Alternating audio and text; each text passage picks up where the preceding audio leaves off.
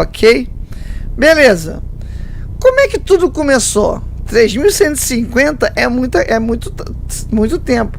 Mas antes disso, o que aconteceu? Tudo começa de verdade no Egito 4.000 a.C.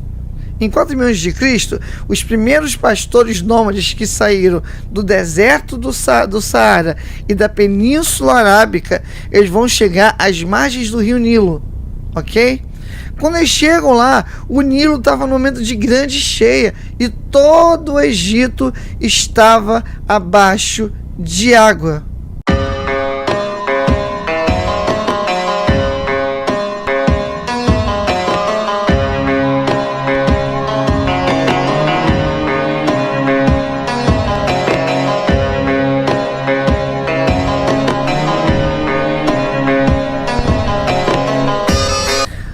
Vamos falar da escrita egípcia. Nós vamos falar que existem duas escritas egípcias, a hieróglifa e a demótica. Bom, os egípcios, eles tinham uma escrita muito singular. A escrita demótica era a escrita popular, era a escrita comum. A hieroglífica era uma escrita sagrada. Segundo os egípcios, o deus do conhecimento Tote, ele criou e desenvolveu a escrita hieroglífica. Então, o conhecimento dessa escrita, de ambas as escritas, pertencia aos escribas, ok? E uma coisa interessante sobre a escrita egípcia é que é uma escrita fonética. Então, a escrita egípcia é famosa pela escrita hieroglífica, ok? E essa escrita surgiu no ano de 3.000 a.C., tá? Os caracteres egípcios usavam para escrever eram chamados de hieróglifos, ok? Usavam geralmente inscrições oficiais e sagradas gravadas em pedra. Essa aqui é de 3.000 a.C. Porém, a escrita egípcia demótica é mais antiga. Lembra daquele filme A Múmia? Maravilhoso. Veio Múmia 1, Múmia 2. Conta a história de um tal de Escorpião Rei. Bem toscão, né? Depois saiu o filme lá com The Rock, né? Bem toscão. Você sabia que existiu realmente um rei escorpião? É. E ele foi responsável pela criação de uma escrita numeral e alfabética para o comércio. Então nós temos a presença do rei escorpião, que criou a escrita, se não me engano, a demótica, tá? Para poder ajudar no comércio. Então, em 3.000 a.C., nós temos a escrita hieroglífica, tá? Essas palavras, esses símbolos eram colocados em pedras, no papiro e obras públicas. Aí eu pergunto a vocês, como uma escrita tão antiga chegou ao nosso conhecimento? Como é que hoje nós sabemos tanto sobre o Egito? Como é que os egiptólogos e arqueólogos conseguem tanto informações sobre o Antigo Egito? Isso é graças aos hieróglifos, tá? Aí eu pergunto a vocês. 1, 2, nada a ver. Bom, como é que os arqueólogos e os egiptólogos conhecem tanto sobre o Egito que nos permite saber hoje, os historiadores saberem sobre isso hoje? Como descobriu-se a escrita egípcia? Isso foi um grande achado. No século XIX, Napoleão fez algumas campanhas no Egito e lá foi encontrada uma pedra em basalto, se eu não me engano é basalto, chamada Pedra de Roseta. Em 1822 foi encontrada essa pedra e essa pedra tornou possível que pudéssemos entender a escrita egípcia, conhecer a história desse povo. Por quê? Porque essa pedra tinha 3 idiomas. O grego antigo, né, que não é mais nenhum mistério para a gente. O grego antigo, arcaico, não é nenhum mistério para a gente. A língua hieroglífica, com sinais figurativos, é uma língua fonética. E a demótica, ok? Que era a escrita comum. Então, graças à Pedra de Roseta, tornou-se possível de poder descobrir o significado dos hieroglifos. Então, o hieroglifo é a escrita de sinais, é a escrita de desenhos, é a escrita fonética, também considerada a escrita sagrada, porque o próprio Deus do conhecimento, Tote, deu essa escrita ao povo egípcio. O Egito é uma dádiva do Nilo, porque foi graças ao Nilo que o Egito, graças ao Nilo, houve vida, houve fertilização do deserto. O deserto tornou-se fértil a ponto de poder se viver no Egito. Bom, nós vamos falar um pouco sobre as cheias do Nilo e a seca do Nilo. Como é que é feita a plantação nesse período? Entre outubro a maio ocorre o período de seca do Nilo, ou seja, as águas recuam. É o período de seca. Nesse período é aproveitado para fazer a semeadura. É o momento de cultivar, aproveitando as margens férteis do Nilo, que ficaram submersas nas cheias. Já de junho a setembro é o período das cheias do Nilo, tá? Camponeses se ocupavam nas obras públicas. Então, além da plantação, os egípcios eram pastores de pequenos animais, ok? Os egípcios, eles foram os primeiros a desenvolver um sistema de irrigação complexo. Eles foram os primeiros, tá, a usar o arado, tá? Usar o arado para remover a terra lodosa. Vamos entender um pouco da sociedade egípcia. Bom, nem preciso dizer que o faraó está lá em cima. O faraó é o Horus vivo, ele é a encarnação do Deus Horus, né? E ele é a essência do Estado. Abaixo dele está os sumos sacerdotes, os sacerdotes, escribas e militares. Esses compõem o Estado, junto com o faraó. Aí nós temos artesãos, mercadores, pastores, pintores, pedreiros, desenhistas, pintores e camponeses. E lá embaixo, os servos. Bom, qual é o papel do Estado? Organização política e administrativa da terra do Egito. Administrar os habitantes de um território. Essa é a função do Estado. Vamos falar do faraó, vamos falar do Horus vivo, vamos falar do amado de Pitá, o amado de Ísis, amado de Osíris, o Senhor das duas terras, aquele pelo qual o cosmos depende. O faraó era o filho do sol, ok? Deus Ra. Em algumas cidades, o Deus Ra, o Deus do Sol, era venerado junto com o Deus Amon, formando então Amon-Ra. Ok? Ele é a reencarnação do Senhor do Ar, Horus vivo, ele é o Horus, o Senhor do Ar, o Deus Falcão. Para os egípcios, toda a felicidade dependia do faraó. E seu poder era ilimitado, era sobrenatural, tá? Ele comanda os exércitos, ele distribui a justiça, organiza atividades econômicas, ele recolhe os impostos, ele é o responsável pela construção de cidades, de templos.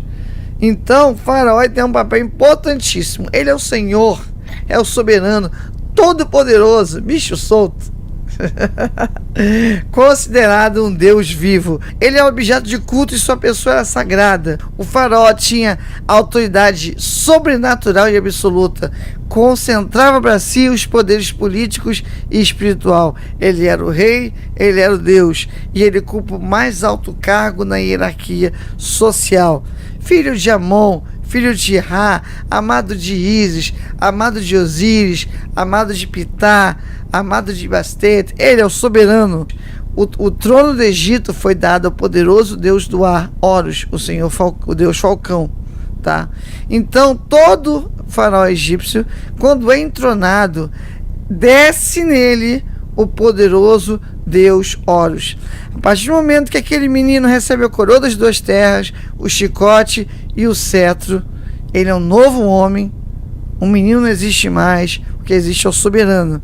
A partir daquele momento, o Deus Horus, o Senhor do Ar, desce sobre ele e encarna nele. Ok? Bom, ele ostentava poder e símbolos de poder na sua coroa, no seu cetro, símbolos de sua autoridade. Ele era o pai e a mãe dos seres humanos, um governante com autoridade sobrenatural, e ele usava esse poder para recrutar trabalhadores na manutenção do sistema de irrigação ao longo do Nilo. Ele possuía enorme riqueza, ele tinha um harém pessoal.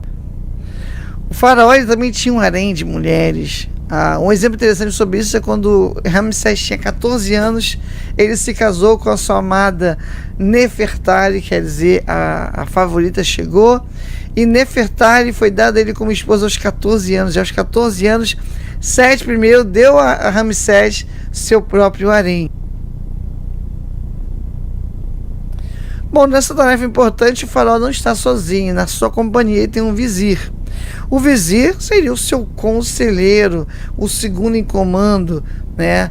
Ele é a maior autoridade depois do faraó e cabia a ele tomar decisões jurídicas e administrativas e financeiras em nome do faraó. Geralmente o vizir, no caso do Ramsés I, né? O que acontecia, pessoal? No Antigo Egito, o papel importante do faraó é ter descendência, tá?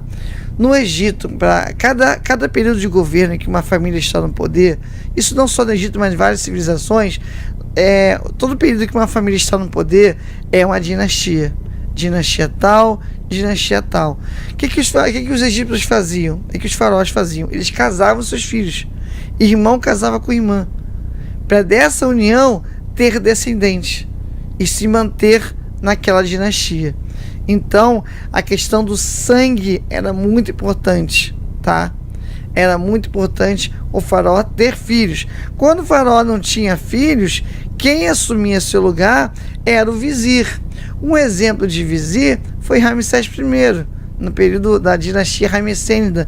Ramsés I substitui o faraó e se torna o faraó ele era vizir, se torna o faraó do Egito. Então o vizir geralmente é um sumo sacerdote, é alguém próximo ao rei, pode ser até um militar, mas geralmente é alguém bem próximo. Por quê? Porque o sumo sacerdote, ele acumula vários cargos, ele é médico, ele é agrimensor. Teve um sumo sacerdote muito importante, que está lá no filme da Múmia, que é o Imhotep. O Imhotep foi responsável pela construção da pirâmide do faraó Djoser. Então, nós temos o caso do Imhotep, que ele era médico, sumo sacerdote, agrimensor, que mais?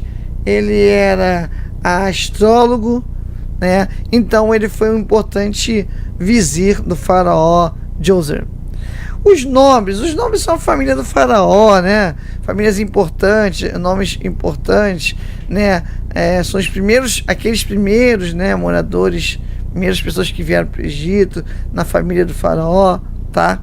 E eles vão ocupar cargos importantes como o exército, tá? O posto de general nunca é dado para alguém não nobre. Então a nobreza egípcia que assumiu os cargos de general. Tudo bem que o faraó, ele era um general, mas ele seria o segundo general, ou general oficial, ok? Sacerdotes, esses aqui tinham uma regalia, era a classe mais importante egípcia, detinham poder, detinham bens, administravam os grãos, tá? Recebiam os bens que os fiéis davam ao Estado, ou seja, parte dos impostos, dos grãos, ia para os sacerdotes, tá? Eles eram muito influentes com o faraó, eles enriqueciam porque ficavam com parte das oferendas feitas pela população e eram dispensados de pagamento de impostos. Então, ser sacerdote naquela época era muito importante. Beleza, nós temos os escribas. Esses aqui não pode criticar, porque os escribas eram os únicos que tinham conhecimento da escrita egípcia, tá? A escrita hieroglífica dada pelo deus Tote, tá? Quem tinha o conhecimento eram os escribas. Eles ficavam lá. Deixa eu pegar aqui a imagem do faraó aqui, ó. Tá vendo aqui? Aqui provavelmente teria alguém aqui, ó, um escriba sentado aqui anotando. O escriba, ele ficava sentado perto do trono do faraó e ele anotava tudo. Ele era o responsável pelo controle de todos os impostos. Era ele que era o conhecedor da língua, ok? Eles eram encarregados da cobrança dos impostos, organização das leis, dos decretos e da fiscalização de atividade econômica em geral, ok? Eles registravam os pagamentos e tudo mais, beleza? Aqui é um exemplo de paletas que eles usavam para escrever. Os soldados nunca atingiam os postos de comando. Postos de comando é só para nobre, só para o amigo do rei, só para os membros, só para os parças, os membros da família do faraó. Esses pobres diabos, quando não estavam em campos de batalha, estavam lá ajudando nas construções, daquelas construções faraônicas, construções de templos, construções das cidades, construindo canais de irrigação, os diques. Esses pobres coitados nunca chegavam a posto de comando, como eu falei que o posto de comando era para nobreza, ok? Porém, eles podiam pegar parte do saque, como pagamento, parte do saque dos lugares que eles invadiam, ok? Artesãos eram muito importantes também, tá? Eles exerciam diversas profissões. Tinha um cara que trabalhava com ouro, tinha um cara que trabalhava na parte da pintura, do desenho, né? Isso é muito, principalmente na parte das construções de cidades, construções de obeliscos, construções de templos, tá? Podiam ser pedreiros, carpinteiros, desenhistas, escultores, pintores, tecelões, ourives e entre muitas outras artes que é considerada os artesãos. Muitas de suas atividades eram realizadas nas grandes obras públicas, templos, túmulos e palácios. Camponeses ou felas compunham a maior parte da população. Esses eram a rabeira da rabeira. Esses eram quase escravos, coitados, né? Trabalhavam nas propriedades do faraó e dos sacerdotes, né? E os escravos, esses podiam ser escravos de guerra ou dívida, ok? Faziam serviços domésticos, trabalhavam nas pedreiras, quebrando pedra na pedreira, quebrando pedra com um negocinho desse tamanho, tá? E nas minas. Nós temos a história dos hebreus e que eles foram servos / escravos dos egípcios, ok? Que mais? Na sociedade egípcia, a base da economia era a agricultura, mas também cultivavam, eles também pastoreavam pequenos animais, ok? Cultivavam trigo, cevada, frutas, legumes, linho e algodão. Que mais? Religião. Não existia uma religião com nome, com placa. O que existia era o culto aos deuses. Então, uma religião propriamente dita não existiu. Apenas o culto aos deuses e ao faraó. Ok? A cultura egípcia era impregnada de religiosidade e a versão oficial da história egípcia era de caráter religioso. Era uma civilização extremamente religiosa e Estado e religião era uma coisa só, já que o rei é o próprio Deus.